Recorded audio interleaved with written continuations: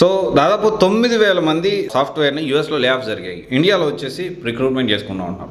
ఏంటి ఈ స్టోరీ ఏంటి మనం తెలుసుకోవడానికి ప్రయత్నం చేద్దాము. లాస్ట్ కొన్ని మంత్స్గా చూసుకుంటే సో బిఫోర్ అంటే ఎవరైతే ఈ ప్రెసెంట్ డొనాల్డ్ ట్రంప్ ఉన్నారో ఈ ట్రంప్ కంటే ముందు కూడా ఈ లే ఆఫ్స్ అనేది అమెరికాలో విపరీతంగా కొనసాగాయి.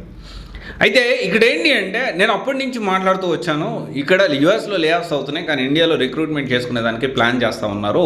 అక్కడ జీతాలు ఎక్కువ, ఇక్కడ జీతాలు అనేవి తక్కువ ఉంటాయి. సో డెఫినెట్లీ ఎక్స్పెన్సివ్ కాస్ట్ కటింగ్లో భాగంగా అక్కడ వాళ్ళకి తీసేసి దాని బదులు ఇక్కడ 10 మందిని తీసుకోవచ్చు కదా ఆడొకటికి ఇచ్చే జీతంతో అనే ఆలోచనతో మొత్తం అవుట్సోర్సింగ్ ఇండియాకు వస్తున్నాయి సాఫ్ట్వేర్ ఉద్యోగాలని నేను మాట్లాడాను. సో దానికి ప్రూఫ్గానే ఇప్పుడు దాదాపు ఐబీఎంకి సంబంధించి మ్యాసివ్ లే ఆఫ్స్ 9,000 ఉద్యోగాలు అమెరికాలో పోయాయి.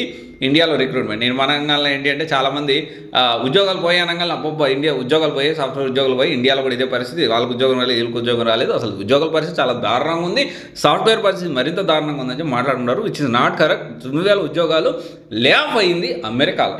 ఎక్కడెక్కడ జరిగింది?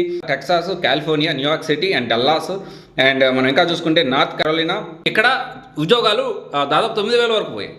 And at the same time IBM ఇంకొక స్టేట్మెంట్ ఏమిచ్చిందంటే పూణే, బెంగళూరు, చెన్నై అండ్ హైదరాబాద్లో ఏదైతే వర్క్స్ ఉన్నాయో ఎక్స్టెండ్ చేస్తాము, రిక్రూట్మెంట్ పెంచుకుంటాము అని చెప్పాను. ఇక్కడ సింపుల్ క్రిస్టల్ క్లియర్ క్లారిటీ ఏంటి అంటే కాస్ట్ కటింగ్లో భాగంగా అక్కడ ఉద్యోగాలు తీసేసి అక్కడి నుంచి అవుట్సోర్సింగ్ ఇచ్చి ఇక్కడి నుంచి వాళ్ళు రిక్రూట్మెంట్ చేసుకుని వర్క్ చేసుకుంటున్నారు.